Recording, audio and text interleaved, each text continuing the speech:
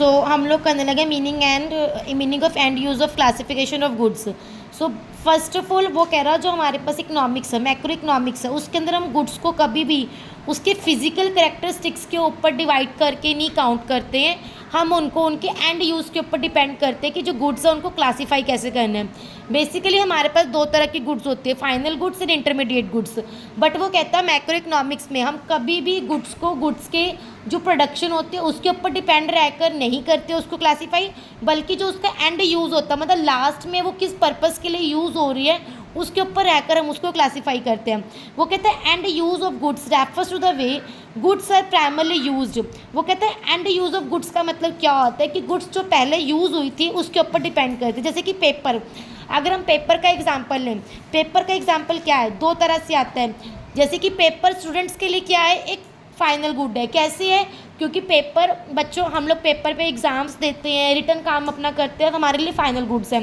But अगर वही paper हम लोग प्रोड्यूसर्स के पास भेजे जिन्होंने बुक्स बनानी है, नोटबुक्स को प्रिंट्स करना है, तो उनके लिए वो फाइनल गुड नहीं है, उनके लिए वो क्या है, इंटरमीडिएट गुड है, फाइनल गुड में कन्वर्ट करने की।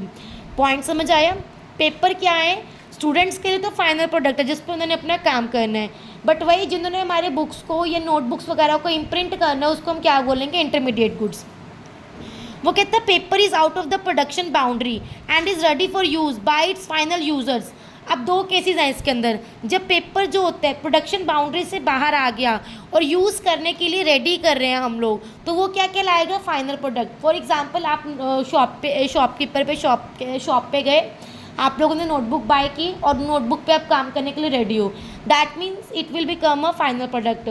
वहीं अगर सपोज करो कोई मतलब पेपर्स या कोई सेल कर रहा है, आपने पेपर्स बाय कर लिए बट आपको उसका एक दस्ता चाहिए, दस्ता कहते हैं बाइंडिंग करके आप लोगों को चाहिए।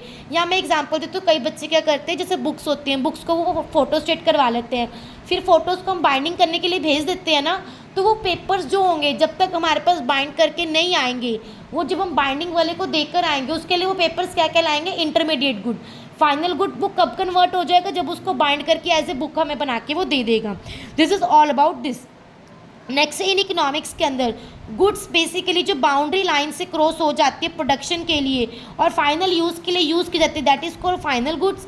एंड वो वाली गुड्स जो बाउंड्री लाइन को भी क्रॉस नहीं करती है और वो फाइनल यूज़ के लिए फाइनल नहीं होती है, उसको हम क्या बोलते हैं, इंटरमीडिएट।